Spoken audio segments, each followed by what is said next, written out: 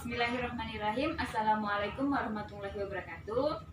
Alhamdulillahirrabbilalamin. Hari ini kita masih bisa bertemu kembali dalam rangka pertemuan P2K2 Program Keluarga Harapan Kementerian Sosial Republik Indonesia. Nah, apa kabar ibu-ibu? Sehat? Alhamdulillah sehat. Nah, hari ini kita masih bisa berjumpa kembali ya Bu ya. Alhamdulillah. Sebelumnya saya mau tanya terlebih dahulu. Ada yang masih ingat Bu materi yang sebelumnya? Sebelum kita masuk materi ini kita ulas dulu yang materi sebelumnya. Ada yang ingat Bu? Ada. Alhamdulillah. Ada yang masih ingat tentang apa Bu? Tentang penyusunan anggaran keluarga, rencana menyusun anggaran keluarga. Ada yang sudah melaksanakannya Bu? Ada yang belum juga. Oh, yang belum silahkan diterapkan di keluarganya, yang sudah silahkan lanjutkan dan tingkatkan kembali supaya pengeluaran minimal sama dengan pendapatannya Bu ya. Jangan sampai besar pasak daripada tiang. Kemudian kita masuk ke materi yang hari ini, yaitu tentang pentingnya gizi dan layanan kesehatan ibu hamil. Ada yang pernah hamil Bu? Ada yang sudah jadi seorang ibu, dan ada yang juga sudah hamil, lagi hamil. Ada, alhamdulillah. Kemudian, nah kira-kira apa sih Bu pentingnya gizi itu ibu hamil itu Bu? Yang pertama kita harus tahu tentang 1000 hari pertama kehidupan. 1000 hari pertama kehidupan itu apa sih Bu? Ada yang mau membacakan? Nah ini. Iya Ibu, silahkan bacakan. Oke. Iya Bu. Nah, ini 1000 hari pertama kehidupan adalah masa dalam kandungan hingga anak usia 2 tahun. Masa ini adalah yang paling penting bagi kehidupan anak karena akan mempengaruhi masa depannya di kemudian hari. Nah, dari sini udah jelas ya Bu ya. Nah, 1000 hari pertama kehidupan dimulai dari kita hamil. Bulan pertama kita hamil sampai anak kita usia 2 tahun. Kenapa sih ini penting Bu? Karena ini mempengaruhi masa depannya. Karena apa? Anak yang kita lahirkan BB-nya normal atau enggak itu dimulai dari masa janin. Nah, apakah nanti anak menjadi anak yang normal? Anak normal itu maksudnya gizinya seimbang, berat badan dan tinggi badan seimbang, atau anak wasting atau anak yang kurus. Kemudian anak yang stunting atau anak yang pendek atau anak kurang gizi. Itu ditentukan dari masa kehamilan. Kemudian terus gimana cara kita untuk melahirkan anak yang normal? Nah, kita harus tahu tentang isi piring ibu hamil. Gimana Bu? Punya Bu piring di rumah? Isinya seperti apa? Apakah seperti ini? Ada apa Bu? Ada makanan pokoknya, ada lauk pauknya, ada buah-buahan, ada sayurannya. Makanan pokok ada Bu di rumah? Ada. Makanan pokok apa Bu? Nah, nasi. Selain nasi Bu, kalau semuanya nggak ada nasi, di rumah ada pisang, juga itu mengandung karbohidrat ya Bu ya. Kemudian jagung, kemudian apa Bu? Umbi-umbian, ada ubi jalar ataupun singkong, kemudian kentang, apalagi Bu?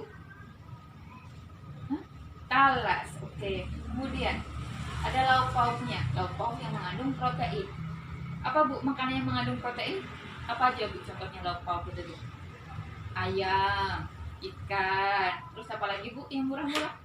Ada tahu, ada tempe, terus ada teri, ada ikan asin, apalagi Bu? Nah, banyak ya Bu ya, yang murah-murah. Lauk pauk nggak harus mahal, yang penting dia mencukupi protein keseharian kita. Kemudian buah-buahan, buah-buahan yang mengandung vitamin. Sering makan buah Bu? Sering. Buah apa Bu yang sering dimakan? Ada apa Bu? Yang gampang-gampang aja Bu, yang di sekitar lingkungan kita. Ada pisang, ada pepaya, ada buah jambu, apalagi Bu? Ada buah jeruk, ada pasti banyak lagi. Kemudian sayuran. Ada yang nggak suka makan sayuran Bu di sini? Alhamdulillah di sini suka semua makan sayuran. Sayuran ini juga sangat penting bagi kebutuhan tubuh kita karena banyak mengandung mineral. Sayuran banyak ya Bu ya, contohnya ada bayam, ada kangkung, ada pucuk ubin, apa lagi Bu? Lumai, apalagi Bu yang banyak di sekitar kita Bu? Sawi, kol ya Bu ya. Nah, selain isi piringku ini untuk ibu hamil untuk menjaga daya tahan tubuhnya, untuk meningkatkan staminanya harus banyak minum tablet tambah darah. Tablet tambah darah tahu Bu? TTD. Ya, yang sering dikasih oleh pihak puskesmas pas posyandu Bu. Ya, itu yang warna merah. Nah, ada yang sering minumnya Bu? Ada juga yang enggak. Kenapa Bu enggak minumnya Bu? Mual, ya. Memang efek samping dari tablet tambah darah adalah mual. Nah, oleh karena itu, tablet tambah darah itu dianjurkan diminumnya sebelum tidur. Kenapa sebelum tidur Bu? Karena sebelum tidur itu hormon kita bekerja lebih baik. Jangan diminumnya pada pagi hari. Karena kalau pada pagi hari, ibu hamil biasanya mengalami sindrom muntah, mual. Nah, jadi kalau sudah mual-mual ditambah dengan tablet tambah darah yang efeknya mual, bakal isi perutnya terkuras habis, jadi nggak punya tenaga. Jadi diminumnya pas pagi, pas malam hari. Kemudian selain itu harus minum air putih minimal 8 sampai 12 gelas sehari. Ya, tablet tambah darah ini, beli tablet tambah darah ya Bu ya, itu minimal diminum 90 tablet selama kehamilan berturut-turut, minimal ya Bu ya. Jadi kalau setiap bulan itu dikasih 30, berarti 30 kali 3 bulan itu berturut-turut minum tablet tambah darah. Untuk kalau lebih banyak lebih bagus. Kemudian kapan sih kita harus pemeriksaan selama kehamilan Bu? Ini minimal dilakukan selama 4 kali selama masa kehamilan. Kapan saja itu Bu? Yaitu 1 kali dalam di trimester pertama atau bulan pertama, kedua, ketiga kehamilan. Kemudian trimester kedua pada 1 kali, yaitu pada pas kita hamil 4 bulan, 5 bulan, 6 bulan itu minimal 1 kali. Kemudian trimester 3 atau trimester akhir, pas hamil tua ya Bu ya, hamil pada usia 7 bulan, 8 bulan, 9 bulan itu minimal 2 kali, jadi 4 kali minimal. Dan harus dilakukan rutin apabila kita hamil dalam kondisi 4T. Apa Bu 4T?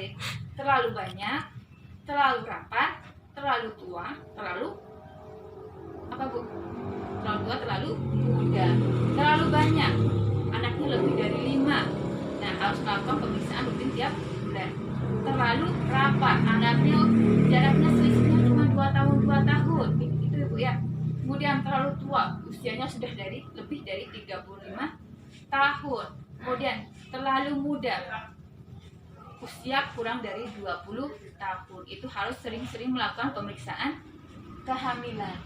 Kemudian ibu hamil juga harus melakukan layanan kesehatan di posyandu, bisa di tenaga kesehatan lain juga bisa, di puskesmas juga bisa ya Bu ya. Layanan kesehatan yang dilakukan apa aja sih Bu buat ibu hamil? Ini ada pengurangan tinggi badan, tekanan darah, lingkar lengan, tinggi rahim. Nah, bisa dibaca ya Bu ya. Tolong ada yang bisa membacakannya Bu. Nah, di sini ada pemberian tablet tambah darah, tes lab, penjelasan bidan dan lain-lainnya. Kemudian itu ya Bu ya. Kemudian setelah melahirkan kita juga harus melakukan pemeriksaan Bu. Nah, 3 kali, minimal 3 kali. Pertama pada 6 jam sampai 3 hari setelah melahirkan. Kedua, hari ke-4 sampai ke-28 hari setelah melahirkan. Ketiga, hari ke-29 sampai 42 hari setelah melahirkan. Kemudian, kalau anak kita sudah lahir, apa yang dilakukan Bu? Pertama, setelah anak lahir, kita harus melakukan IMD. Apa Bu IMD? Inisiasi menyusui dini. Anak lahir cepat langsung kita letakkan di dada untuk melakukan IMD, langsung mencari puting susu ibu sendiri. Kemudian ASI yang keluar pertama yang berwarna kuning jangan dibuang Bu, karena dia dinamakan kolostrum, dia sangat baik untuk bayi. Kemudian berikan ASI selama 6 bulan, berikan ASI saja. Kemudian ibu yang menyusui memberi makanan yang sehat, kebutuhan gizinya terpenuhi. Kemudian ibu menyusui minum minimal 12-14 gelas dalam sehari.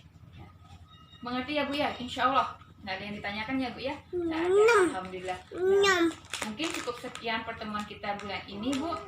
Saya ucapkan terima kasih atas kehadiran ibu-ibu dan semoga penjelasan materi kita hari ini dapat bermanfaat dan dapat diterapkan dalam kehidupan kita sehari-hari ya Bu ya. Insya Allah diterapkan ya Bu ya.